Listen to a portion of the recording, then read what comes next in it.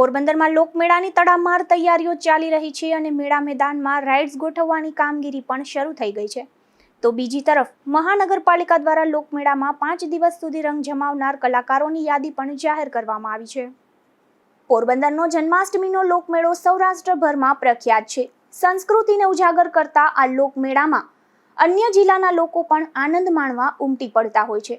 5 દિવસ સુધી આ લોકમેળામાં લાખોની સંખ્યામાં જનમેદની ઉમટી પડે છે. આ વખતે પણ તારીખ 15 ઓગસ્ટથી 5 દિવસ લોકમેળાનું આયોજન કરાયું છે.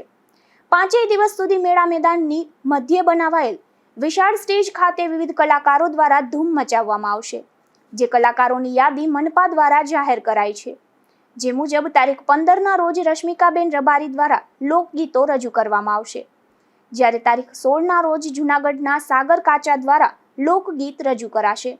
તારીખ 17ના રોજ બરોડાના તૃપ્તિબેન ગઢવી દ્વારા ગીત સંગીત, તારીખ 18ના રોજ જીતુભાઈ દ્વારકાવાડા દ્વારા હાસ્ય દરબાર અને સુરતના રિધમ ટીમ અને કિશન રાદડિયા દ્વારા ઓર્કેસ્ટ્રા રજૂ કરાશે.